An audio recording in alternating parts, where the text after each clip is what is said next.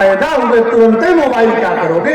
अभी तो तुमको अपनी मम्मी का भी नंबर नहीं पता होगा। वो लड़का बोला कि आप प्लीज मैडम दे दीजिए, ब्रह्मा जी से बता दो कि मैं सकुशल दुनिया में आ गया हूँ।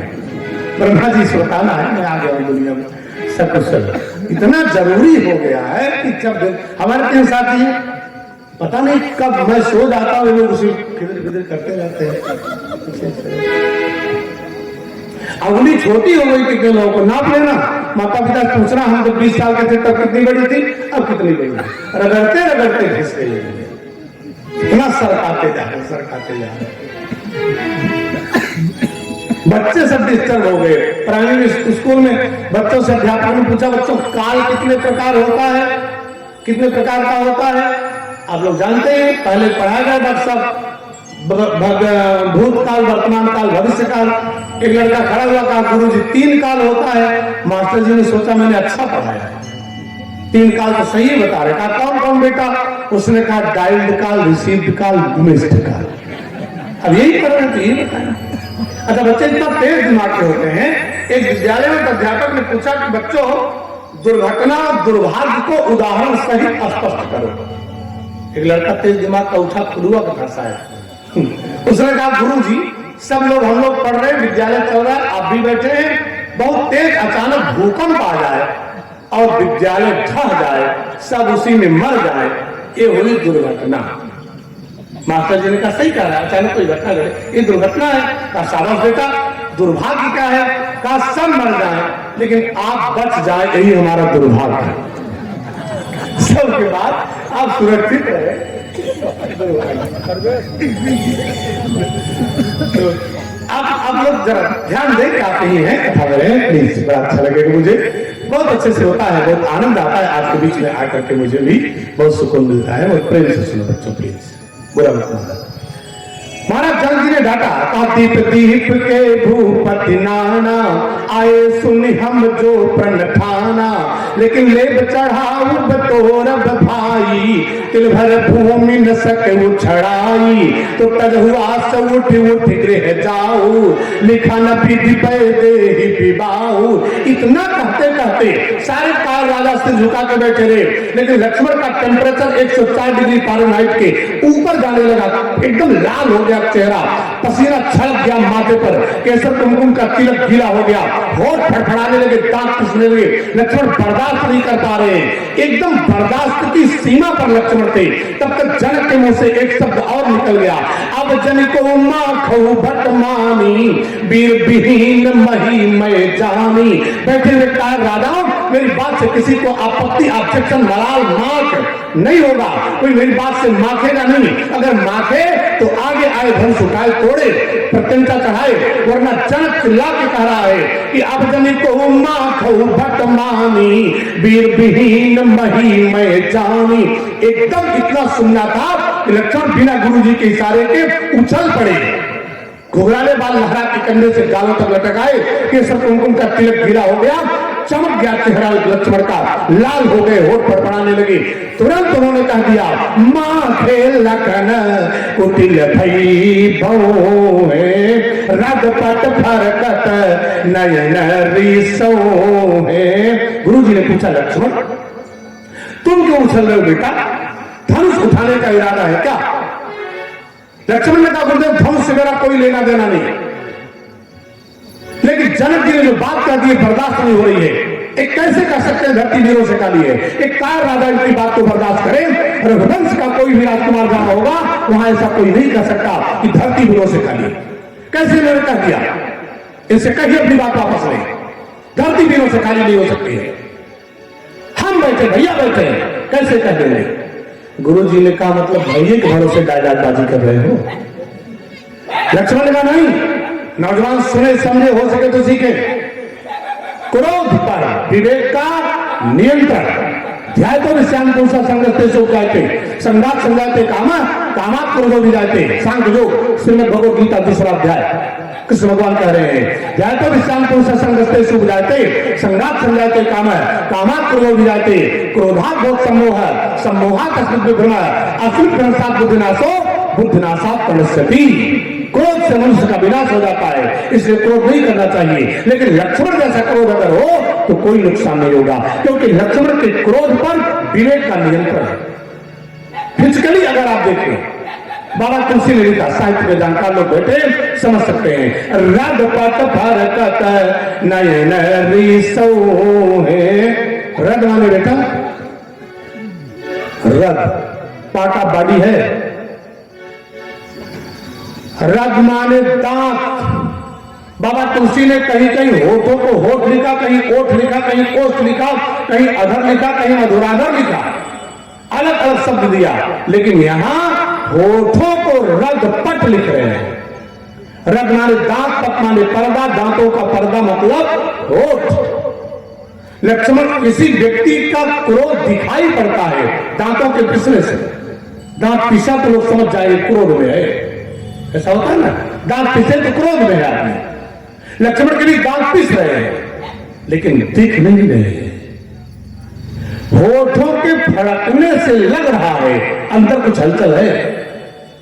रग पर फड़क दांत पिसे तो होठ फड़के, मतलब लक्ष्मण के क्रोध पर, दांतों के पिसने पर होठों का पर्दा है।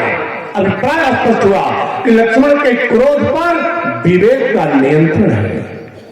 इतने क्रोध में लक्ष्मण है, फिर भी लैंग्वेज एकदम बैलेंस में है।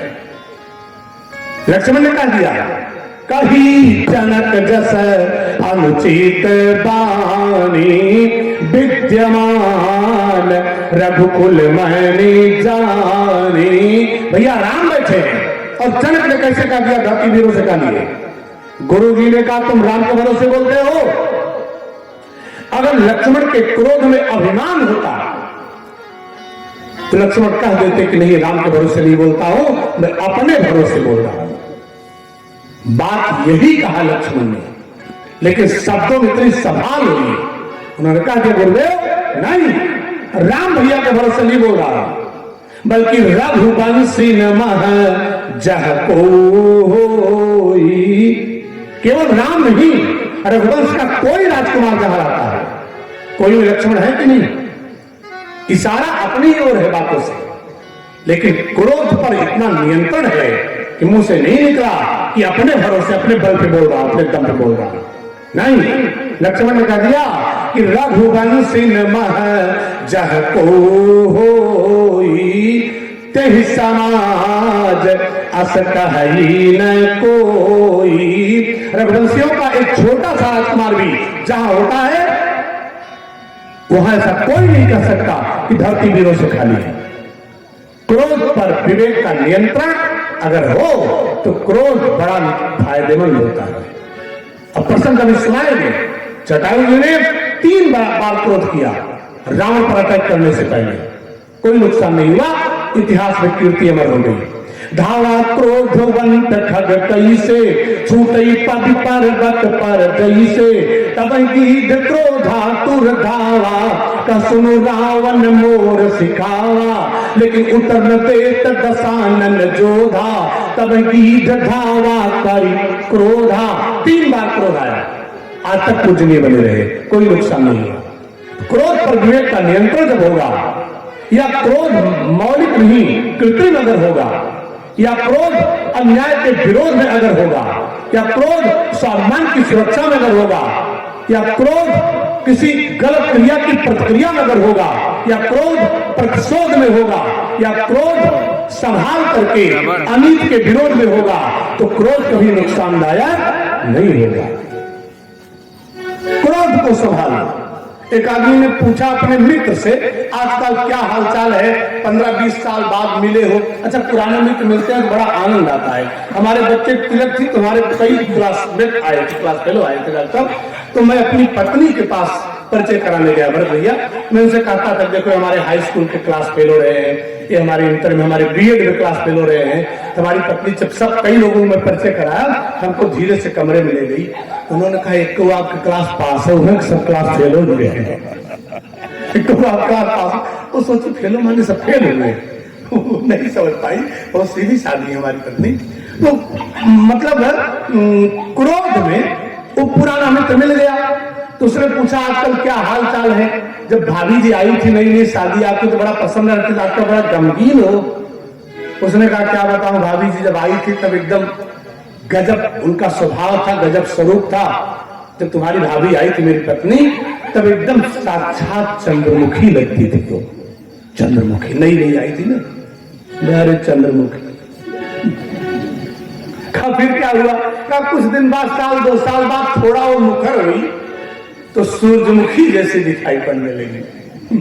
तो मित्र ने कहा आजकल क्या है? कहा अब मत पूछो, अब तो साक्षात ज्वालामुखी हो गई है। अब एक शब्द बोल दूं तो आग बोल देती है। अच्छा कहा तो उनका स्वभाव हो गया, तुम्हारा क्या हालचाल है? कहा जब नई नई आई थी तो मुझे प्राणनाथ करती थी, कुछ दिन बाद प्राण हटा दिया उन्होंने, खाली नाथ करना शुरू कर दिया। कहा अब क्या है? कहा अब अनाथ बन के घूम रहा, हमारा उनका कोई खास संबंध नहीं। बार ज्वालामुखी समझिए जरा सा, क्रोध रोध में लक्ष्मण की तरह से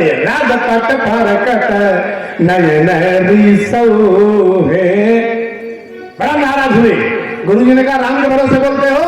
लक्ष्मण ने कहा नहीं, अपने दम पे रघुवंशी न महजह कोई, समाज अस कहि न कोई। गुरु जी ने कहा जब कोई धनुष नहीं उठा पाया, नहीं तोड़ पाया, तब जल जी ने कह दिया धरती दिनों से खाली है, क्या तुम धनुष उठा सकते हो? लक्ष्मण ने कहा गुरुदेव टेम्पर मत बढ़ाइए मेरा, बहुत मूड खराब हो चुका है, आप बिना मतलब के बकअप मत करो गुरुदेव, वरना गुरु जी ने कहा वरना क्या करोगे? धनुष उठा सकते हो? लक्ष्मण अगर तुम धनुष उठा सकते हो, तोड़ सकते हो, तो मैं जनक से कह दूंगा सरेंडर करेंगे, अपनी बात वापस लेंगे, तुमसे क्षमा मांग लेंगे, लेकिन तुम धनुष उठा सकते हो क्या? लक्ष्मण ने कहा गुरुदेव कान खोल के सुन लो, यद्यप आपने मेरा पुरुषार्थ पराक्रम देखा है, पावक सर सुबाहु पुनि मारा, तब तक अनुनिशाचर कटक संहारा। आधी चौपाई में प्रभु राम ने एक राक्षस सुबाहु को मारा है, तो आधी चौपाई में लक्ष्मण ने 10,000 को मौत के घाट उतार दिया है। लक्ष्मण बहुत पावरफुल है। कैसे आप कह सकते हैं, कैसे कह सकते हैं धरती वीरों से खाली है? गुरु जी ने कहा वो सब जो तुमने किया, लेकिन अब बताओ धनुष उठा सकते हो कि नहीं? लक्ष्मण ने कहा गुरुदेव धनुष की बात छोड़ दो, ये धनुष जिस पृथ्वी पर रखा गया है, ये पृथ्वी नहीं, ये पृथ्वी जिस ब्रह्मांड में स्थित है, पूरे ब्रह्मांड को गेट की तरह से आसमान में उछाल सकता हूं, पटक दूंगा ब्रह्मांड, कच्चे घड़े की तरह से टुकड़े टुकड़े हो जाएगा। आप आदेश देके देखो गुरुदेव, बड़े बड़े पर्वतों को मूली की तरह से खंड खंड करके अगर आपके सामने फेंक न दिया तो मेरा नाम लक्ष्मण नहीं। लक्ष्मण बोल पड़े गुरुदेव चौराऊर अनुशासन पावो, तो कंदुक जीव ब्रह्मांड उठाओ, कांच घट जिमिदारों फोरी, सकमेरु मूलक जीव तोरी। गुरुदेव आदेश देके देखो, ब्रह्मांड तोड़ सकता हूं, धनुष की बात छोड़ो। गुरुओं कम नहीं थी, एक चूड़ी और टाइप की है। कहा लक्ष्मण टू दी पॉइंट बात करो, ब्रह्मांड नहीं तोड़ना है, धरती नहीं पटकनी है, पर्वत नहीं फोड़ना है, धनुष तोड़ पाओ, उठा पाओगे कि नहीं? लक्ष्मण ने कहा गुरुदेव बार बार आप धनुष पर बात करना चाहते हो ना, तो कान खोल के सुन लो, आपका शिष्य लक्ष्मण इस धनुष को जनकपुर में जो रखा गया है उठा सकता है, उठा के डोरी चढ़ा करके कंधे पे लेकर के धनुष को लेके जनकपुर से अगर आप कह दो अयोध्या भाग के चला जाऊं, यहाँ इसका नामो निशान न रहने दो, अयोध्या में फेंक दूंगा इस धनुष को, बच्चे वहां खेलेंगे। आपका आदेश हो तो बताओ गुरुदेव। कमलनाथ जिन चाप चढ़ाओ, जो जन सत्य प्रमाण लई धाओ, 100 जोजन नाम स्टॉप लेके भाग सकता हूं, बीच में न चाय न कॉफी न कोल्ड ड्रिंक न जलेबी न चावली न चाप न फुल्की, कुछ नहीं लूंगा, एकदम रुकूंगा नहीं, बिना आराम किए लेके भाग जाऊंगा। कमलनाथ इन चाप चढ़ाओ, जो जन सत्य प्रमाण लई धाओ, 100 जोजन माने 400 कोस, मतलब 1200 किलोमीटर लगभग जनकपुर से अयोध्या। लक्ष्मण ने इशारे में कह दिया इसको जनकपुर से लेकर अयोध्या भाग जाऊं। गुरु जी ने कहा लेके भागना नहीं है। लक्ष्मण ने कहा तोड़ डालूं, बताओ क्या आदेश है? जौराऊर अनुशासन पाओ, देखिए लक्ष्मण जी नाराज है। माखे लखन कुटिल भई पहुए रटपट फारकत नयन रिसौए कभी जनक जस अनुचित बानी विद्यमान रघुकुल मन जानी तो चौराऊर अनुशासन पावो तो कंडुक युव ब्रह्मांड उठावो कांच घट जिमिदारों फोरी सकमेर मूलक युव तोरी और कमलनाल चाप चढ़ावो जो जन सत प्रमाण लई धामो। बताओ गुरुदेव क्या आदेश है आपका? गुरुजी और जरा एक चूड़ी टाइप किए का लक्ष्मण धनुष को लेके भागना नहीं है, तोड़ना है। तुम तोड़ सकते हो कि नहीं ये बताओ? गुरुजी ने कहा तोड़ सकते हो कि नहीं? लक्ष्मण का चेहरा लाल हो गया। क्या गुरुदेव बार बार बकअप करते हो, टेम्पर बढ़ाते हो? तो कान खोल के सुन लो। इस भरी सभा में इस धनुष को उठाऊंगा, मुट्ठी में पकड़ के दबा के मसल के चूर चूर करके, जहां तक तोड़ने की बात आप कर रहे हो गुरुदेव, मुट्ठी में मसल के चूर चूर करके अगर सबके सामने आपके कदमों में बिखेर न दिया धनुष को, तो आज के बाद एक तरकस धनुष बाण आपके चरणों में समर्पित करके जंगल की राह पकड़ लूंगा। रघुवंशी क्षत्रिय राजकुमार नहीं कहलाऊंगा। तोड़ो छत्र दंड दिनी तो प्रताप बलनाथ चौड़ करो शपथ तौड़ धरो धन भात लखन सको पतंगे बोले डगमगान महिदिग्गज बोले। लक्ष्मण की ओजस्वी वाणी सुनकर के इंद्र अग्नि यम निमित्त वरुण वायु कुबेर ईशान अनंत ब्रह्म सब कांप गए। रिक्टर पैमाने पर 4.6 डिग्री पॉइंट का जनकपुर में भूचाल आ गया। लखन सको पतंगे बोले तो डगमगान महिदिग्गज बोले।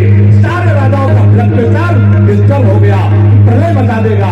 देखने में सुकुमार है, गोरा है, पतला है, लेकिन भूचाल आ गया जनकपुर में। बैलेंस बिगड़ गया धरती का, दिक्पाल सशक्त हो गए, भयभीत हो गए, ब्रह्मांड टूट जाएगा। अब क्या होने वाला है? सब परेशान। लेकिन जनक बहुत प्रसन्न हुए। जनक ने कहा कोई तो है धरती पर जवान, कोई तो है जो उम्मीद मेरी अभी भी बाकी रह रहा है। जनक जी नजदीक आ गए। जनक जी ने कहा विश्वामित्र जी, ये आपका छोटा चेला बहुत पावरफुल है, देखने में सुंदर सुकुमार है, कोमल है, लेकिन पावरफुल है। अच्छा, बाद में जब धनुष तोड़ दिया राम ने, तो लक्ष्मण ने कहा जब आप को तोड़ना था तो हमारा जोशीला भाषण क्यों सुने? उठते तोड़ देते, बिना मतलब हमें डायलॉग बाजी की, मतलब कुछ नहीं निकला, आप तोड़े जाते। राम ने कहा लक्ष्मण बिना तुम्हारे भाषण के राम कुछ नहीं कर सकता। लक्ष्मण ने कहा क्यों? राम ने कहा लक्ष्मण तुमने देखा नहीं, जब मैं उठा धनुष तोड़ने के लिए तो संतों ने मुझे किस रूप में देखा? उदित उदय गिरि मंच पर रघुबर बाल पतंग, पतंग माने सूर्य, बाल माने प्रातः काल। राम ने कहा जब मैं उठा धनुष तोड़ने के लिए तो संतों ने मुझे प्रातःकालीन सूर्य की तरह से देखा। अब सूर्य का उदय हो रहा है जैसे लग रहा है। तो लक्ष्मण जानते हो, अगर ये राम रघुवंश का सूर्य है तो तुम उस सूर्य की लालिमा हो। जब तक पूरब में सूर्य की लालिमा नहीं फैलती तब तक सूर्य का उदय नहीं हो सकता है। बिना तुम्हारा भाषण सुने ये राम कुछ नहीं कर सकता था। लक्ष्मण मुस्कुराए, कम से कम हमारे डायलॉग का भी महत्व है। जो बोले थे लक्ष्मण उसका भी कुछ न कुछ महत्व है। जनक आए, जनक ने कहा विश्वामित्र जी महाराज आपका छोटा चेला बहुत पावरफुल है, इसके बोलने से जन धन की हानि तो नहीं हुई, लेकिन रिक्टर स्केल पर जनकपुर में भूचाल आ गया 4.6 पॉइंट का। इसमें बहुत ताकत है, ये धनुष तोड़ सकता है, केवल आपका आदेश चाहता है, आप आदेश दीजिए।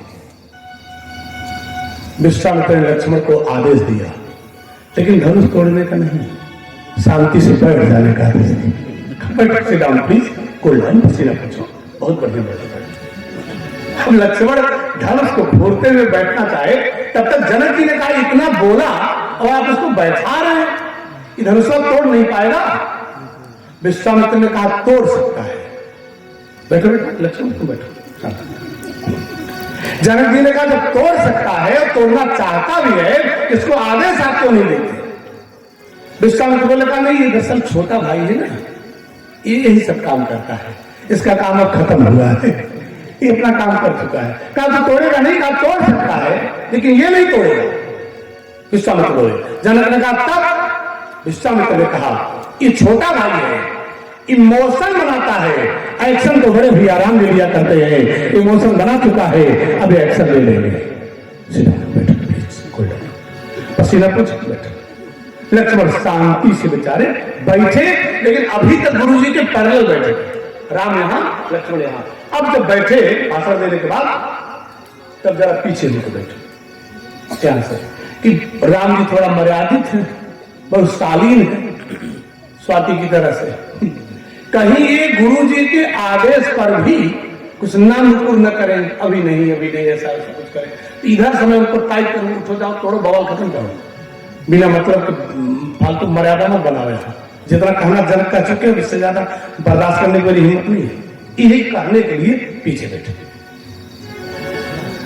अब विश्वामित्र जी ने क्या किया? विश्वामित्र समय शुभ जानी, समय का बड़ा महत्व है। घंटों से प्रतियोगिता चल रही थी, लेकिन समय कोई नहीं जान पाया कब धनुष टूटेगा। समय जान गए कब सब बैठे, ये जानते हैं कब ऑपरेशन किया जाए तो सफल होगा, किस पोजीशन पर पार्ट ऑफ बॉडी आए तो ऑपरेशन सक्सेस होगा, कब दवा दी जाए, कब इंजेक्ट किया जाए तो आदमी कोमा में जाएगा या फिर बेहोशी जाएगा तो काम करे, कितनी देर बाद ऑपरेशन करना। जीवन में हर काम को करने का समय निश्चित है, समय का ध्यान रखें। विश्वामित्र समय शुभ जानी, दिन में स्वाति सुना रही थी। जब देवता ऋषि मुनि महात्मा भक्त संत सब परेशान थे रावण के अत्याचार से, तो सभा लगी, सबकी मीटिंग होने लगी, भगवान कहां मिलेंगे।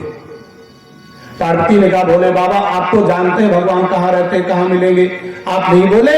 शंकर जी ने कहा बोला, लेकिन तब तक नहीं बोला जब तक सब लोग बोल रहे थे।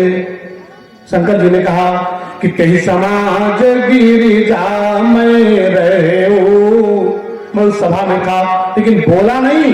कब बोला?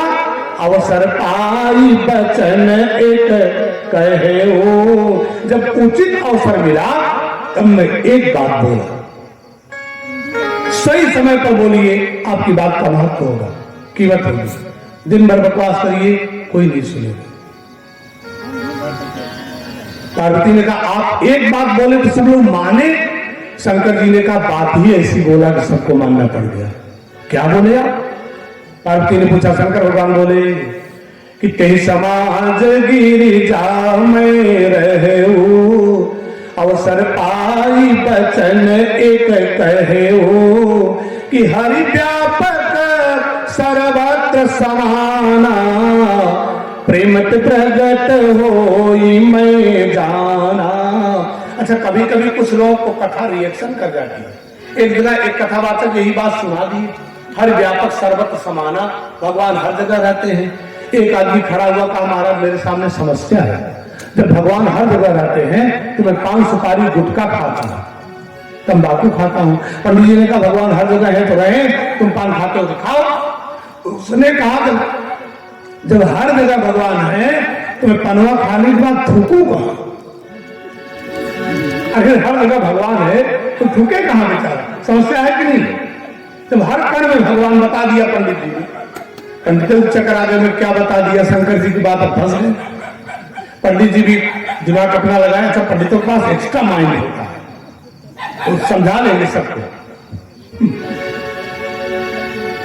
पंडित जी ने कहा कि देखो तुम पान खाते हो तो जो बेकार जगह दिखाई दे, व्यर्थ की जगह जो हो वही थूक लिया करो।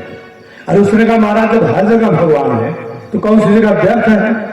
पंडित जी ने कहा बाबा तुलसी ने बताया है कि ब्रह्मा जी ने पूरी दुनिया बनाने के बाद महसूस किया एक जगह मैंने व्यर्थ में बना दिया। तो साहब ने कहा फिर बता दीजिए वही जगह मैं फूकूंगा। जब एक जगह व्यर्थ है ब्रह्मा की सृष्टि में वही जगह। तो पंडित जी ने क्या बताया जानते हो? ब्रह्मा भी पश्चाताप करने लगे कि जिन मुख राम नाम नहीं आवा सो मुख ब्रह्मा, व्यर्थ बनावा जिन मुख राम। पंडित जी ने कहा जिसके मुंह से राम नाम न निकले कभी, समझ लेना वही मुख बेकार जगह है। तो उसने कहा इसका मतलब वही में पान खाने के बाद अपना काम कर सकता हूं। पंडित जी ने कहा भाई बेकार तो वही जगह है। जिसके मुंह से भगवान का नाम न निकले उसके मुंह को डस्टबिन समझो, कचड़े का डिब्बा। तो शंकर जी तो कह के निपट गए, उत्तर हम लोग देना पड़ता है। हरिव्यापक सर्वत्र समाना, कब बोले शंकर जी? जब कहीं समाज गिरिजा में रहे हो, लेकिन अवसर पाई बचन एक कहे हो कि हरिव्यापक सर्वत्र समाना, प्रेमत प्रगट होई मैं जाना। तो सही अवसर पर बोलना चाहिए। अब विश्वामित्र राम जी को उठा रहे हैं, तो विश्वामित्र समय शुभ जानी। अब समय जान गए विश्वामित्र जी। कैसा समय जान गए? आप लोग भी जरा जानिए कौन कौन सा समय विश्वामित्र जाने। विश्वामित्र बहुत सी चीजों को देख लिए। एक तो ये जान गए कि रावण ने राहु और केतु को अपॉइंट किया था, नियुक्त किया था धनुष को नीचे से खींच के रखना जब तक मैं न जोर आजमाइश करूं। तो जो रावण गया पाकोबर दे के निकल गया, तब रावण ने इशारा किया राहु केतु को मेरा टाइम निकल गया, अब तुम लोग छुट्टी पे जाओ, कोई दिक्कत नहीं। विश्वामित्र समझ गए कि अब धनुष से राहु केतु का जोर खत्म हो चुका है, अब ये टूटेगा। दूसरी बात, विश्वामित्र समझ गए कि धनुष जिसका नाम अजगव है, बेटिया सुन ले, कंपटीशन में पूछा जाएगा। अजगव नाम का धनुष है। वृत्तासुर का वध करने के लिए जब महात्मा दधीच ने अपने छाती की हड्डियों को इंद्र का वज्र बनाने के लिए दान किया था, तो अपने शरीर के सारे अंगों के प्राण को अपनी नाक के अग्रभाग पर महात्मा दधीच ने रोक लिया था, और वृत्तासुर के को मारने के लिए उनकी छाती की हड्डियों का इंद्र का वज्र बनाया गया। नाक की हड्डी का जिसमें प्राण था, उस नाक की हड्डी का एक अजगव नाम का धनुष बनाया गया। दधीच के नाक की हड्डी का था, इसलिए इस धनुष का एक नाम पिनाक भी हुआ। ये शिव जी के हाथ में गया, शिव जी को दिया ये धनुष, उसमें अभी प्राण शेष था। महात्मा विश्वामित्र समझ गए अब दधीच ने नाक की हड्डी पर जो प्राण को रोका था, उनकी कुंडली का अवलोकन किया उन्होंने। अब दधीच के प्राणों के निकलने का भी समय आ गया है। वो भी इसी प्रतीक्षा में थे कि मेरे खानदान में जब भगवान का अवतार होगा तो भगवान राम के हाथों अगर मेरी भी मुक्ति हो जाएगी तो जीवन सफल हो जाएगा। दधीच की नाक की हड्डी का बना पिनाक अजगव धनुष अब वो भी प्राण त्यागने को तैयार है, राम की प्रतीक्षा में है। विश्वामित्र ये भी समय समझ गए। विश्वामित्र समय शुभ जानी, बोले अति स्नेहमय बानी। समझ गए अब दधीच के प्राणों के उत्सर्ग का फाइनल डिपार्चर का समय हो गया है। और कौन सा समझ गए समय समझ गए? भारत में साम्यवाद जनकपुर में था, राजतंत्र अयोध्या में था। महाराज विश्वामित्र जी समझ गए अब साम्यवाद और राजतंत्र के मिश्रण से लोकतंत्र की स्थापना का समय भारत में आ गया है। अब सरजू और बिगला नदियों के मिलने का समय आ गया है। अब दो संस्कृतियों के मिलने का समय आ गया है। अब जनक और दशरथ के मिलने का समय आ गया है। अब कौशल्या और सुनैना के मिलने का समय आ गया है। अब ज्ञान और विद्या, ब्रह्म और विद्या माया के मिलने का समय आ गया है। अब ज्ञान और भक्ति के मिलने का समय आ गया है। अब शक्तिमान और शक्ति के मिलने का समय आ गया है। अब राम और सीता के मिलने का समय आ गया है। धनुष के टूटने का भी समय अब आ गया है। तो विश्वामित्र समय शुभ जानी, बोले अति स्नेहमय बानी। बोले उठो राम। विश्वामित्र ने कहा बेटा राम अब उठो। राम ने कहा गुरुदेव मुझे क्यों उठा रहे हैं? अभी धनुष तोड़ने का मेरा इरादा नहीं है, अभी विवाह करने का मेरा बिल्कुल मन नहीं है, अभी जयमाल पहनने की मेरी इच्छा ही नहीं है। तब तक लक्ष्मण बोले, लक्ष्मण ने कहा भैया बिना मतलब के नाटक मत करिए, आप सही बोल रहे हैं, आप सब बोल रहे हैं, आपका विवाह करने का मन नहीं है, जयमाल पहनने का मन नहीं है, शादी करने की इच्छा नहीं है। राम ने कहा नहीं तो? गुरु जी ने कहा लक्ष्मण तुम क्या समझ रहे हो, राम का मन है क्या विवाह करने का? लक्ष्मण ने कहा गुरु जी में इनका क्या मन है यही जाने, लेकिन इन्हीं से आप पूछिए, जब विवाह करने का मन नहीं है, जयमाल पहनने का मन नहीं है, तो कल 1.5 घंटा फुलवारी में सीता जी को टुकुर टुकुर क्यों उतार रहे थे? तब तो पलक नहीं गिर रही थी। भाई बिलोचन चारु अचंचल मनु सकुच निमित जे भृगंचल, दोनों की पलकों का उठना गिरना बंद हो गया था गुरुदेव, इनका मन नहीं है? पूछिए सीता क्यों ताक रहे थे? फेसबुक पर लड़की तलाशेंगे और मम्मी पापा से बताएंगे अभी 2 साल शादी करने के मन है जब तक बीटेक कंप्लीट न हो जाए। मेरे बीटेक पता नहीं पढ़ाई तैयारी कर रहे हैं, शादी तैयारी करेंगे इलाहाबाद में। कितने लड़के खाली शादी की तैयारी करते हैं, सदिये बाद घर आ जाते हैं। राम ने कहा लक्ष्मण तुम्हें क्या लगता है? लक्ष्मण ने कहा मुझे जो लगता है कल ही लग चुका था, कल ही आप डिस्टर्ब थे सीता जी को देख करके। गुरु जी इनका बहुत मन है विवाह करने का। अच्छा तब तक सीता जी थोड़ा संकोच में आई, ऐसा न हो कि मेरी वाली बात भी बता दे। सीता जी थोड़ा जयमाल लेके सखियों के बीच में छुपना चाहिए। तब तक लक्ष्मण जी ने कहा कि गुरुदेव इनका भी मन है, और आओ तो जयमलवा लेके इधर आइए। सीता घबराई, हमको भी ले रहे बिना मतलब के सामने। लक्ष्मण जी ने कहा कि जो जयमलवा लेके खड़ी हैं, इनका इनसे भी ज्यादा मन है कि इन्हीं से विदा करें। सीता जी मुस्कुरा के धीरे से नजर नीचे करी। अब मैं क्या बताऊं, राम तो कुछ बोल नहीं सकते, मैं क्या कहूं? गुरु जी ने कहा राम ये लक्ष्मण क्या बोल रहा है? राम ने कहा गुरुदेव बात तो सही है, लेकिन अब आपके सामने थोड़ा खुल नहीं पा रहा था। लक्ष्मण ने कहा खुल जाइए, जाइए तोड़िए धनुष, पहनिए जयमाल। राम ने कहा नहीं गुरुदेव वो सब बात नहीं है, लक्ष्मण के चक्कर में मत पड़िए। और सीता जी राम जी दोनों एक दूसरे को देख करके विह्वल हो गए थे पुष्पाटिका में। राम ने भी देखा था, सीता ने भी देखा था। सीता तो ऐसे देख रही थी कि सखी जबरदस्ती उनका हाथ पकड़ के बाहर निकाली तब निकली, वरना राम को देखने में ही पागल हो रही थी। एक सखी ने से मुंह पकड़ के सीता जी घुमा दिया, इतना उनको ताक रही टुकुर टुकुर, न कोई परिचय न रिश्तेदारी न कोई संबंध। तो सीता ने भगवत छुड़ा दिया, इधर मोकलेगा एक बार और देख लीजिए। उस सखी ने हाथ पकड़ के खींचा, झूठ बोल के सीता को बताया कि चलो आज कल फिर आओगी इसी टाइम, तब उनका दर्शन कर लेना। पुण्य आऊ एही बेरिया काली अस कही मन बिहसी एक आली। पुण्य आऊ सीता भी चाह रही है गुरुदेव, राम भैया भी चाह रहे हैं। गुरु जी ने कहा लक्ष्मण तुम शांत रहो, मैं इनको तैयार कर दूंगा। गुरु जी ने कहा राम क्या कहते हो बताओ। राम ने कहा गुरुदेव अभी धनुष तोड़ के जयमाल पहन के शादी करने का मन नहीं है। गुरु जी ने कहा कोई बात नहीं, मैं तुम्हें धनुष तोड़ने को नहीं कहूंगा, जयमाल पहनने को नहीं कहूंगा, शादी विवाह करने को भी नहीं कहूंगा राम, लेकिन एक बात याद रखो तुम परमात्मा के अवतार हो। विप्रभेद सुर संत हित लीन मनुष्य अवतार। राम तुम परमात्मा का अवतार हो और जनक महात्मा है। धनुष तोड़ के विवाह करो चाहे न करो, लेकिन जरा एक बार जनक की ओर देखो। जनक की आंखों में आंसू है, हृदय में वेदना है, चेहरे पर चिंता है, मन में बहुत पीड़ा है। अरे राम तुम परमात्मा के अवतार हो और जनक जी महात्मा है।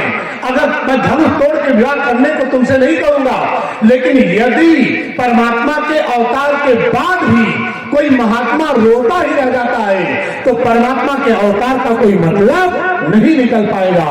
इसलिए उठो राम भंजऊ भव चापा मेटहु तात जनक परितापा। उठो राम, राम उठो। राम उठे। राम ने कहा लक्ष्मण जरा तुम भी उठो, मेरे साथ चलो। लक्ष्मण ने कहा मैं क्यों चलूं, मैं क्यों चलूं? मैं तो बिना कहे उठ गया था, गुरुजी ने बैठा दिया। आपको धनुष तोड़ना है तो आप जाइए तोड़िए, और मुझे तोड़ना है तो आप बैठिए, मैं जाऊं तोड़ गया। गुरुजी ने आपको कहा है ना, आपको अपनी ताकत पर कुछ डाउट हो अगर, आप बैठिए, मुझे भरोसा, मैं तोड़ दूंगा। आपको शक हो आप बैठिए, गुरुजी ने आपको आर्डर दिया, आर्डर आप फॉरवर्ड करिए, इधर आर्डर हैंडओवर करिए, मुझे दीजिए, मैं जाकर तोड़ देता हूं। मेरे बड़े भाई हैं, आपकी बात मान के तोड़ दूंगा। कोई शक होता आप बैठ जाओगे, बैठो, मैं जा रहा हूं, तोड़ जाऊंगा। रही बात जयमाल की, जयमाल आप ही पहन लीजिएगा, उससे हमारा कोई लेना देना नहीं है। जयमाल से मतलब मेरा नहीं है, मतलब केवल एक धनुष टूट जाना चाहिए। राम ने कहा बिना मतलब तुम बोल रहे हो, खाली साथ चलने को मैंने कहा है, तोड़ने के लिए तैयार हो गए। लक्ष्मण ने कहा तो दोनों भाई क्यों चलेंगे, इतने दुनिया भर के राजा बैठे, सब क्या कहेंगे? रघुवंश का एक राजकुमार अकेले धनुष नहीं तोड़ पाया, अकेले आप जाके तोड़ेंगे, दोनों भाई नहीं चलेंगे। राम ने कहा यार तुम चलो, खाली हाथ मत लगाना धनुष में, कुछ मत करना, खाली साथ तो चल सकते हो। लक्ष्मण ने कहा हाँ साथ चलूंगा, लेकिन वहां पहुंचने मत कहना प्लीज हेल्प मी, थोड़ा मदद करो, ये सब मत कहना, मैं कुछ करूंगा नहीं। राम ने कहा चलो तुम बड़े बहादुर बने, मैं तोड़ लूंगा। अब राम जाने लगे। बाबा तुलसी ने राम की चाल का फोटो खींचा, नौजवान बच्चे समझे राम कौन है। बोले सहज ही चले सकल जग स्वामी, omnipresent, that's called Ram, omniscient, that's called Ram, omnipotent, that's called Ram, almighty power, that's called Lord Ram। सर्वंतर्गामी है, सर्वव्याप्त है, सर्वज्ञ है, सर्वशक्तिमान है। राम उठे हैं, लेकिन चाल में कितनी सहजता है। सहज ही चले सकल जग स्वामी, राम चलने लगे तो मंजू मत बर कुंजर गामी। बाबा ने लिखा मंजू मत बर कुंजर गामी। एक बार अपने अपने जीभ से अंदर अंदर आप बोलिए जरा, मत कर लीजिए, कर लीजिए मत। जब आपने मत कहा तो जीभ ऊपर तालू में टच हुई, झट से वापस आई मत, और फिर आप अंदर अंदर बोल लीजिए मत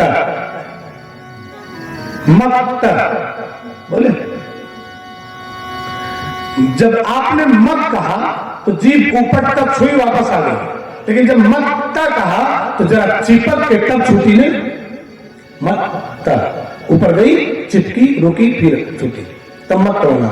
माने जब राम चलने लगे तो जैसे जीभ मत शब्द बोलने में तालू में चिपक के तब छूटती है, वैसे जब राम चलने लगे तो राम के पैर का तलवा जमीन में चिपक के तब छूट रहा है। मंजू मत पर कुंजर गामी, ये राम की चाल है। मंजू मत पर, ऐसे रुक रुक करे आराम से। जो कमजोर राजा थे, एनीमिया वाले, वो जिनका हेमोग्लोबिन डाउन था, वो कैसे उठ रहे थे? पावर कम था, कैलोरी बहुत डाउन थी, प्रोटीन लेवल भी घटा था। वो राजा वो कैसे उठ रहे थे? ऊपर कर बांध उठे अकुलाई, जो कुछ नहीं कर सकते वो ज्यादा उछल कूद करते हैं, और जो सब कुछ कर सकते हैं वो सहज ही चले सकल जग स्वामी। भगवान बुद्ध से किसी ने पूछा, ध्यान से सुन लीजिए, भगवान बुद्ध से किसी ने पूछा, महात्मन आप इतनी आध्यात्मिक ऊंचाई पर होकर के, अभी आप कह रहे थे ना कि डॉक्टर साहब आप कुर्सी बैठ गए कहिए, डॉक्टर साहब ने कहा आप लोगों के सामने कुर्सी पर बैठना अच्छा नहीं लगता, उचित नहीं लगता, ये बहुत बड़ी बात है। वैसे भी आप क्षत्रिय ब्राह्मण हैं, आपके बच्चे आपने कह ही दिया कि आप कुर्सी बैठ बैठिए, लेकिन नहीं। भगवान बुद्ध से किसी ने पूछा कि भगवान आप इतनी आध्यात्मिक ऊंचाई पर होकर भी जमीन पर क्यों बैठते हैं? भगवान बुद्ध ने कीमती जवाब दिया, उन्होंने कहा जमीन पर बैठने से गिरने का खतरा एकदम कम रहता है, कोई खतरा नहीं है, गिरने का कोई डर नहीं है। ऊपर बैठेंगे तो गिरने का डर रहेगा। कुर्सी वाला को नींद आ जाए तब नहीं संभल पाएंगे, जमीन वाले तो बच गए गिरने से। यहाँ कथा भगवान की मधुर मधुर अति होई, और हम देखत हैं तीन जनी गई नींद में सो। अच्छा कितना चिल्ला के हम बोले लाउड स्पीकर में, जैसे सोलो कौन खाना सोई है, उधर कोई फर्क नहीं पड़ रहा है। अब आप लोग मत देखिए, आप घर परिवार के होंगे, फिर घर जाके सताना शुरू कर गई थी सोने वहां।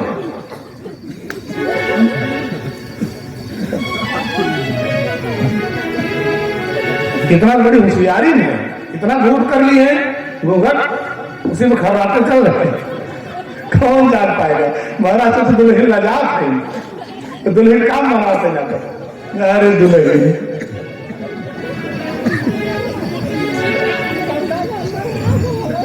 राम जी उठे, सहज ही चले सकल जग स्वामी, मंजू मत बर कुंजर गामी। आगे बढ़े राम जी, लक्ष्मण जी पीछे पीछे जा रहे हैं धनुष के। अच्छा देखो राम जी जा रहे हैं, बेटियां प्लीज ध्यान से सुनिएगा। राम जी धनुष की ओर जा रहे हैं, सीता जी जमा लेके खड़ी है। सीता जरा घबराई, राम जी की सुकुमारता सुकोमलता को देख करके, बड़े कोमल है राम जी, बड़े सुकुमार है, ये धनुष पता नहीं तोड़ पाएंगे कि नहीं, इतनी देर से तो इंतजार कर रही थी, एक कदम उठेंगे। अब जब उठे तो घबरा गई, ये तोड़ पाएंगे कि नहीं तोड़ पाएंगे। सीता जी सखियों को देखने लगी, सखियों ने कहा क्या हुआ, अब तक तो मुंह बनाई थी कि राम क्यों नहीं उठ रहे हैं, जब राम उठ रहे हैं तोड़ने के लिए तब क्या मुंह लटकाई हो, प्रसन्न हो जाओ, जा रहे तोड़ेंगे। सीता जी ने कहा राम जी बड़े सुकुमार हैं, बड़े कमजोर दिख रहे हैं, क्या करूं मैं, ये तोड़ पाएंगे कि नहीं तोड़ पाएंगे। सखियों ने कहा सीता चिंता मत करो, रवि मंडल देखत लघु लागा, वेतासो त्रिभुवन तम भागा। रवि मंडल, सीता सूरज भगवान छोटे से लगते हैं जब उदय होते हैं तो, लेकिन उदय होने से घंटों पहले संसार का अंधेरा मिटा के रख देते हैं। तो देखने में छोटे राम जी सुकुमार जरूर हैं, लेकिन रिकॉर्ड इनका बड़ा बड़ा है। इन्होंने तारका का वध किया, अहिल्या का उद्धार किया, सुबाहु का वध किया, मारीची को 100 समंदर के उस पार पहुंचाया, बड़ा बड़ा काम किए हैं। धनुष भी तोड़ देंगे, सीता को पूरा भरोसा हो गया ये धनुष तोड़ देंगे, सखियों ने समझा दिया। तब सीता समझ गई कि 10 मिनट बाद धनुष तोड़ेंगे, जयमाल मुझे डालना है। तो जयमाल डालने के लिए स्टेज पर जाने से पहले 10 मिनट पहले सीता ने क्या किया है वो तो मैं बता दूंगा बाबा तुलसी के हवाले से। लेकिन आज हमारे समाज की बेटियां जयमाल के स्टेज पे जाने से 2-3 घंटा पहले क्या करती कराती है, आप लोग बता दीजिए प्लीज। अब बताओ ना क्या करते हैं बेटी, सीता जो करी है मैं बताऊंगा, अब बता दो बच्चों क्या करते हैं। मेकअप, मेकअप धीरे से निकला, मेकअप करते हैं, बड़ी तैयारी। नवंबर दिसंबर की ठंडी में यहां तक का कपड़ा पहनते हैं, इसलिए कि यहां जो मेहंदी लगी दिखाई दी। मेहंदी चाहे 3 दिन बाद निमोनिया हो जाए, दवाई करवाना पड़े ठीक है, लेकिन मेकअप कम ना हो। 3 महीना पहले से, 3 घंटा नहीं, 3 महीना पहले से foundation, Nomarks, Shahnaz Husain, Fair and Lovely, Park Avenue ना, facial, massage, eyebrow setting, liner, यहां लगाने वाला दूसरा, यहां लगाने वाला दूसरा, अखिया के नीचे दूसरा लगाती, ऊपर दूसरा लगाती, मेकअप। सुनिएगा ध्यान से बेटियों, खूब मेकअप करो, खूब श्रृंगार करो, इसका विरोधी नहीं, मुझे भी ठीक लगता है, लेकिन उस श्रृंगार के साथ साथ सीता का संस्कार जरूर सीख लीजिएगा। सीता 3 घंटे से खड़ी थी। आजकल तो गर्मियों इंडिया में वो लेडीज ब्यूटिशियन गुरु सुर से लेके स्टेजवा तक जाती है, बीच बीच में से मिलाती रहती है, बरस लेके जाती है। फूकती रहती, शीशा देखती रहती लड़कियां, इतना मेकअप करती। सीता जी एकदम ऐसे 3 घंटे से खड़ी है, 3 घंटे से खड़ी सीता जी ने मेकअप की बात कौन कहे, श्रृंगार की बात कौन कहे, जरा सा शीशे में चेहरा भी नहीं देखा कि देख लो जरा मैंने जो बाल ऐसे काट के किया है वो है कि नहीं, इतना भी नहीं जान दिया। सीता ने जो किया वही आप कर लीजिएगा, जीवन सफल हो जाएगा, बहुत सुंदर दाम्पत्य जीवन हो जाएगा। सीता ने देखा राम जी आगे बढ़ रहे हैं, 10 मिनट बाद मुझे जयमाल डालना है, तो जयमाल के स्टेज पर जाने से पहले सीता जी ने भारत की बेटियों को संस्कार दिया।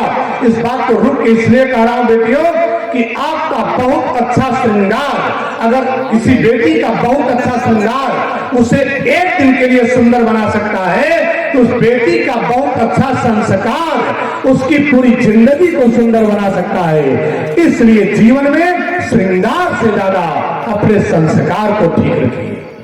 सीता जी ने क्या किया, हाथ जोड़ लिया, आंख बंद कर लिया और मन ही मन मनाव अकुलानी, बोली हो प्रसन्न महेश भवानी, बोली गणनायक वरदायक देवा, आज लागी कीन्ही तुअ सेवा, बार बार बिनती सुनु मोरी, करहु चाप गुरुता अति थोरी, बार बार।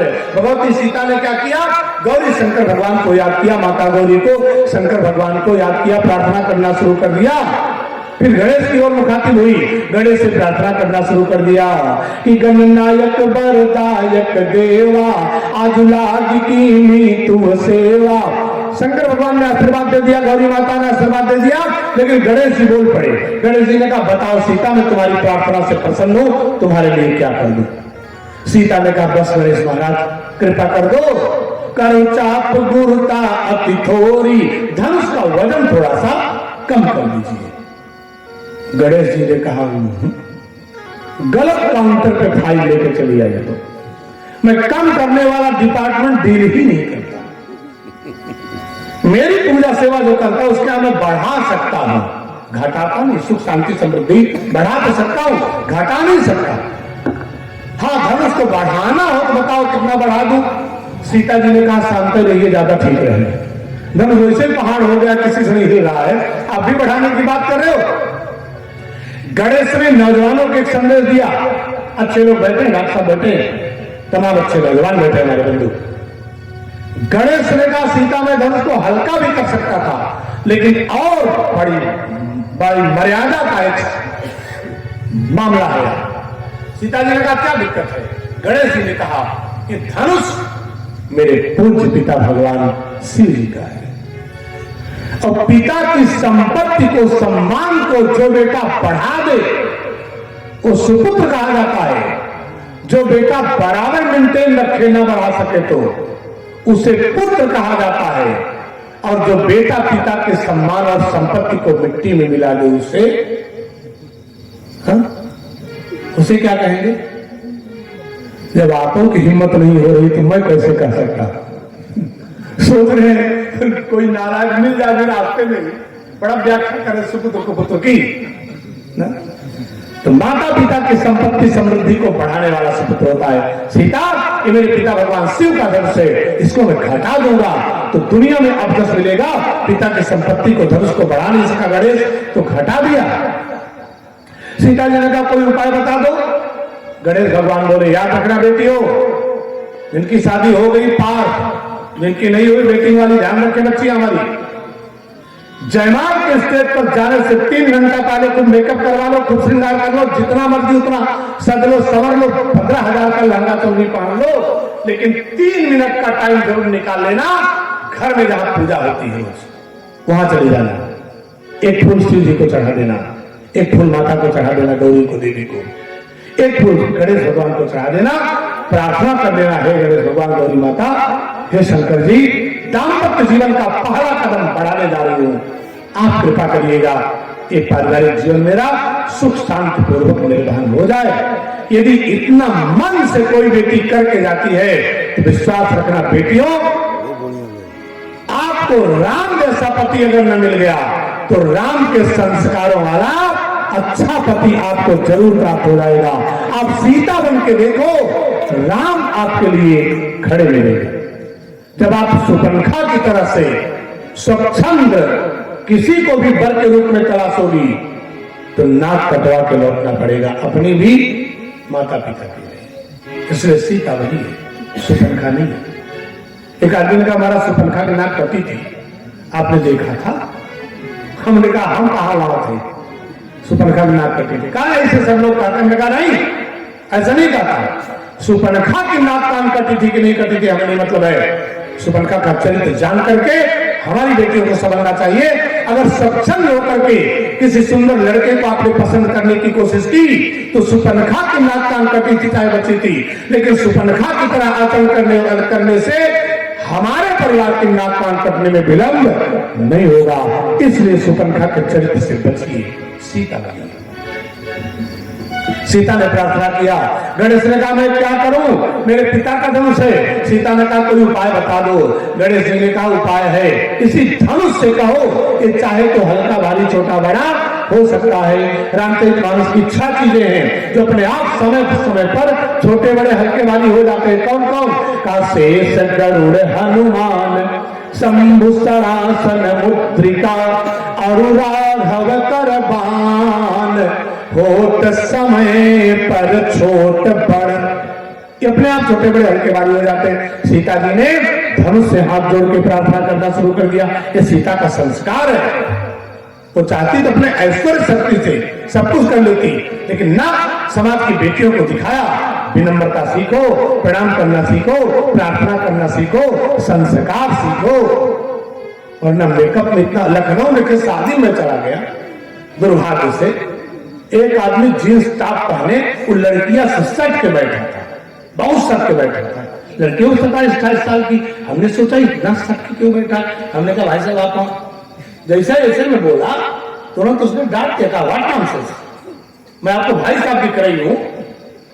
वो लेडीज थी कोई, मैं कंफ्यूज हो गया। जिस टाइम पार्क बैठी थी, हमने कहा आप कौन है?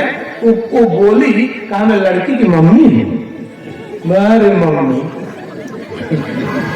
मंडपवा में जींस टॉप पहन के बैठी।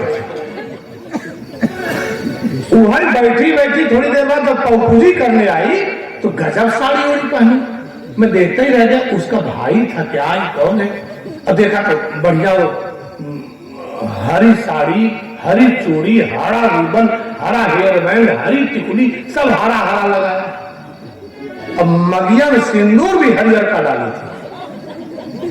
हमने पूछा ये आपने क्या हरा हरा पूरा ऊपर से नीचे तक, माँ का सिंदूर भी हरा? उसने कहा महाराज आप एकदम बैकवर्ड नहीं है क्या? हमने कहा चुप, हम कहा बैकवर्ड है। कहा इतना नहीं जानते, जमाना मैचिंग का है। नीचे पैर में नेल पॉलिश लगाई थी हरियर का, माँ के सिंदूर तक हरा है। हमने कहा मैचिंग का आपकी बहुत फिट है, एक कमी रह गई है। एक डिबिया हरियर का पेंट खरीद के अपने मुंहों में पोत लो, इसका रंग मैचिंग में नहीं हो पा रहा, उसको भी सेट कर लो, तब मैचिंग बढ़िया हो जाएगी। इतना मैचिंग मत बनाओ, हमारा धर्म संस्कृति मर्यादाएं तार तार हो जाए। याद रखना, पीला ताजा सिंदूर किसी देवी की मांग में जब रहता है तो पति की अकाल मृत्यु नहीं हो सकती। राम से लड़ने वाली गया था, जैसे निकला तारा ने समझाया को नहीं माना। तारा समझ गई राम से युद्ध होगा, शायद मेरा पति मारा जाएगा। तुरंत श्रृंगार करना शुरू कर दिया। पति युद्ध क्षेत्र में गया, तारा ने श्रृंगार करना शुरू कर दिया। गलती हो गई उससे, सारा श्रृंगार करने के बाद तब सिंदूर डालना चाहा। जैसे सोने का सिंदूरा उठा करके सोने की सलाई से सिंदूर लिया, तब तक बाहर से आवाज आ गई, तारा बाली का वध कर दिया राम ने। सिंदूरा, शीशा, सलाई तीनों जमीन पर गिर गया। बेचारी ने कोशिश किया, युद्ध होते होते मैं सिंदूर डाल लूंगा। अंबानी के परिवार की बेटी की शादी होगी, बिल गेट के परिवार की बेटी की शादी होगी, बड़े से बड़े परिवार की बेटी की शादी होगी, तो पहला सिंदूर जो पति मांग में डालता है वो पीला सिंदूर होता है। लेकिन वाह है आपकी मैचिंग, पीला सिंदूर 10% देवियों के मांग में नहीं रह गया, लाल लाल अंगूर डालना शुरू कर दिया आपने। कहीं न कहीं बीच में उस सिंदूर की एक लकीर रहे तो पति की अकाल मौत नहीं हो सकता। आप तो ठीक हो, कम से कम ललका ही पहन लेती हो, वो वाली तो हरियर का पहनी थी, पता ही नहीं चला बैचलर है कि मैरिड। ऐसा नहीं, संस्कार मत भूलो श्रृंगार के चक्कर में। सीता जी ने क्या किया, मन ही मन मनाव अकुलानी हो प्रसन्न महेश भवानी, बोली गणनायक वरदायक देवा आज लागी कीनी तुए सेवा, बार बार बिनती सुनो मोरी। सीता जी ने कहा गणेश जी कोई उपाय बता दो। गणेश जी ने कहा उपाय है कि धनुष अपने आप हल्का हो सकता है। सीता ने कहा ठीक है, मैं धनुष से प्रार्थना करती हूँ। सीता जी ने हाथ जोड़ लिया, धनुष से प्रार्थना किया क्या कि धनुष जी आप कृपा करके जरा हल्के हो जाइए। धनुष ने कहा सीता मेरी बड़ी सेवा पूजा तुमने की है, मैं हल्का हो जाऊंगा, बताओ कितना हो जाऊं? 1 कुंटल का हो जाऊं? सीता जी ने कहा नहीं, 1 कुंटल बहुत वजन होता है, राम जी नहीं उठा पाएंगे, और हल्के हो जाओ। धनुष ने कहा ठीक है 50 किलो हो जाता हूं। सीता जी ने कहा 50 किलो बहुत ज्यादा तो नहीं है, लेकिन राम जी देखने में खुद 35 किलो से ज्यादा नहीं लग रहे, वो 50 किलो क्या उठा पाएंगे? धनुष ने कहा ठीक है और हल्का हो जाता हूं, 10 किलो 5 किलो 2 किलो 1 किलो आधा किलो 50 ग्राम का हो जाऊं। सीता जी ने कहा अब भी डाउट है, राम जी 50 ग्राम उठा पाएंगे कि नहीं उठा पाएंगे? यही कथा में प्रतापगढ़ में सुना रहा था डॉक्टर साहब। एक बुढ़िया आगे बैठी थी, जैसे मैं बोला कि धनुष ने कहा मैं 50 ग्राम का हो जाऊं एक छटाक का। सीता जी ने कहा अब भी डाउट है, राम जी एक छटाक 50 ग्राम उठा पाएंगे कि नहीं उठा पाएंगे। तब तक बुढ़िया फट से बोली, कहा 50 ग्राम ना उठाए पाएंगे तो उसे बिहावा कर भी दे काम हमारा कर दो, कौन खेती गृहस्थी करेगी, कौन फरुआ गुजार चलेगी, कितना लाख बातें नौकरी धंधा लाए। जैसे 50 ग्राम उठे, जिस आदमी 50 ग्राम भी न उठे उसके साथ कोई बिटिया सुखी रह सकती है, क्या करेगा जिंदगी में? बुढ़िया माई का भाव था, वो नहीं समझ पाई कि भगवान भगवान है। रामो परब्रह्म रामो परात्पर रामो परमं तत्वम श्री राम ब्रह्म तारक, वो नहीं समझ पाई। वो अपने सरल भाव में सोची कि 50 ग्राम में उठाता दुल्हा तब का मार फल तो शादी करी।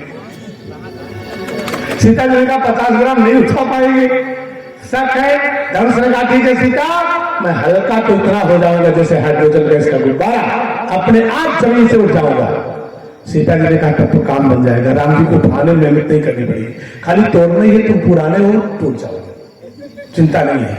धनुष ने कहा लेकिन एक समस्या होगी कि हजारों राजा तो बैठे घंटों से, मैं भारी था इसलिए नहीं उठा पाए, मैं हल्का हो जाऊंगा तो तुम्हारे राम जो धीरे धीरे आ रहे हैं, राम के मेरे पास पहुंचने से पहले पता नहीं कौन राजा आए मुझे हल्का देख करके उठा ले, राम का नंबर ही ना आए, तब क्या होगा? सीता जी ने कहा सलूशन मेरे पास है। सीता जी मुस्कुराई, कहा धनुष जी अब मैं बता रहा हूं जो वही करो आप। धनुष ने कहा क्या करूं? सीता जी ने कहा कि अब आप अपना सारा भार इन राजाओं पर डाल दीजिए। जैसे अभी तक आप जाम हो गए थे, नहीं हिल रहे थे, वैसे आपका वजन राजाओं के ऊपर पड़ जाए तो कोई राजा अपनी जगह से नहीं हिल पाएगा। अच्छा, धनुष का वजन राजा की खोपड़ी पे हो जाए, राजा उठ पाएगा? कुछ राजा इमरजेंसी में फंसे बेचारे, बहुत जरूरी काम सोचना चाहे, लेकिन धनुष का वजन है, कहां उठ पाएंगे? सीता जी ने प्रार्थना कर दिया, धनुष जी कृपा करो, सकल सभा की मति भई भोरी, अब मुँह शंभु चाप गति तोरी, तो निज जड़ता लोगन पर डारी, हो हरू रघुपति निहारी। धनुष जी अपना सारा भार राजाओं पर डाल दीजिए, कोई राजा अपनी जगह से न उठ सके आपकी तरह से, और आप उतने हल्के हो जाओ जितना मेरे राम जी उठा सके। इनको निहार के, इनको देख के आप अपना वजन कम कर लो। धनुष ने वही किया। राम जी धनुष के पास पहुंचे, लक्ष्मण जी भी गए, साथ साथ थे ना लक्ष्मण जी। राम ने धनुष की एक परिक्रमा किया, हाथ जोड़े, धनुष को प्रणाम किए। लक्ष्मण से बोले, Lakshman be attentive, attention please, सावधान। लक्ष्मण ने कहा, धनुष आप उठाएंगे, मुझे उठाना। राम तो बड़ी पोजीशन ले रहे थे और लक्ष्मण को न्यूट्रल मन से बोले, धनुष आप तोड़े, आप उठाएंगे, मुझे उठाना है। राम ने कहा, मैं ही उठाऊंगा, लेकिन जरा तुम सावधान हो जाओ। लक्ष्मण ने कहा, जब धनुष आपको उठाना है तो पीटी मुझे क्यों करा रहे हैं? आप चाहे सावधान हो जाओ, चाहे विश्राम हो जाओ, उठाओ, हमसे क्या मतलब, मैं क्यों सावधान हो जाऊं? राम ने कहा, तुम बहुत ओवर कॉन्फिडेंस में मत रहो, धनुष उठाने में तुम्हें मेरी मदद नहीं करनी है। लेकिन अब राम धनुष को हाथ लगाएगा। लक्ष्मण सावधान, जनकपुर की जागृति को जरा तुम बातचीत बनाओ। जब राम धनुष को हाथ बढ़ाएगा उठाने के लिए, तो रामो दीर्घा विभास्ते, राम किसी काम के लिए जब कदम आगे बढ़ा देता है तो कदम वापस नहीं लेता। लक्ष्मण, अरे धनुष अगर वजनी होगा, ज्यादा भारी होगा, तो धरती उठ सकती है, आसमान खिंच सकता है, दिशाएं सिमट सकती है, ब्रह्मांड टूट सकता है, लेकिन राम अपना हाथ वापस नहीं ला सकता है। इसलिए तुम धरती को दबाओ, आसमान को संभालो, धनुष को मत टच करो, जरा दिक्पालों को सावधान कर दो। लक्ष्मण ने कहा, ओ आई सी। तुरंत लक्ष्मण ने धरती को पैर के अंगूठे से दबाया, धरती नीचे दबी रहना, वरना जब राम ताकत लगाएंगे धनुष हल्का होगा, टूट जाएगा, भारी होगा, तेरा सीना फट सकता है। आसमान को लक्ष्मण ने घूर के देखा, आसमान ऊपर खींचे रहना, वरना तू चाक कर जाएगा। दिक्पालों को सावधान कर दिया, अपनी अपनी दिशाओं को खींच के रखो। सुंदर कमर कोला, चाहे राम शंकर धनतोरा, राम शिव का धनुष तोड़ना उठाना चाहते हैं, दिक्पालों सावधान हो जाओ, अनंत ब्रह्म सावधान हो जाओ, धरती को अनंत नीचे खींचो, ब्रह्मांड को ब्रह्म ऊपर खींचो, सावधान हो जाओ, आसमान को संभालो। अब राम धनुष को हाथ लगाएंगे, उठाए तोड़े बिना नहीं छोड़ेंगे। जनकपुर की सारी जागृति को लक्ष्मण ने पॉजिटिव बनाया। अब राम धनुष तोड़ सकते हैं। राम ने धनुष की परिक्रमा किया, प्रणाम किए, हाथ जोड़े, लेकिन धनुष को हाथ लगाने से पहले नौजवान सुन ले, राम की नजर सीधे गुरु के चरणों में चली गई। तुरंत गुरु के चरणों का दर्शन किया, वहीं से निहारते हुए राम ने क्या किया, का गुरु ही प्रणाम, मन ही मन कीना, अति लाघव उठाई धनु लीना, गुरु ही प्रणाम। राम ने गुरु जी को प्रणाम किया, फिर धनुष उठाया। आज के नौजवान क्या करते हैं, राम समझ गए, फुल कॉन्फिडेंस है, धनुष तोड़ूंगा, जयमाल पहनूंगा। जयमाल पहनने से पहले राम ने क्या किया, गुरु को प्रणाम किया। आज का नौजवान जयमाल पहनने से पहले अपनी गाड़ी में जाता है, ड्रेस चेंज करता है, एक शीशी खोलता है, परफ्यूम छिड़कता है, सब जगह सेंट मारता है, और गुरु पिता मौसा बाबा दादा भाड़ में जाए। इलाहाबाद वाले 400 मित्रों को ढूंढेगा, लखनऊ वाले 2-4 लफंगों को ढूंढेगा, इसके जो सिटिया कौन बजाएगा, उससे मतलब नहीं पापों को ढूंढ के प्रणाम कर ले, जो आचार्य जी विवाह कराएंगे उनको भी प्रणाम कर ले, नहीं। सीखे नौजवान, जयमाल के स्टेज पर जाने से पहले मित्रों को ले लीजिए, ड्रेस चेंज कर लीजिए, परफ्यूम छिड़क लीजिए, सब कुछ कर लीजिए, शीशा देख लीजिए, सब बना लो। फिर उन आचार्य जी को ढूंढो जो विवाह कराएंगे, पिताजी को ढूंढ लो जो आपके सर्वस्व है, परिवार के बुजुर्गों को ढूंढो, सबका चरण छू के आशीर्वाद लो। आचार्य जी, पंडित जी, पिताजी, बाबा जी, दादाजी, ताऊ जी, आप सब आशीर्वाद दीजिए। जयमाल के स्टेज पर चल रहा हूं, धनुष तोड़ना तो नहीं है वहां। एक चीज सिया राम शरण जी महाराज हुए कथावाचक, बहुत अच्छे अयोध्या के संत, गृहस्थ थे। उनकी बेटी की शादी तय हुई, बारात आ गई, जयमाल की व्यवस्था नहीं थी। दुल्हा जिद कर लिया का बिना जयमाल की शादी नहीं होगी।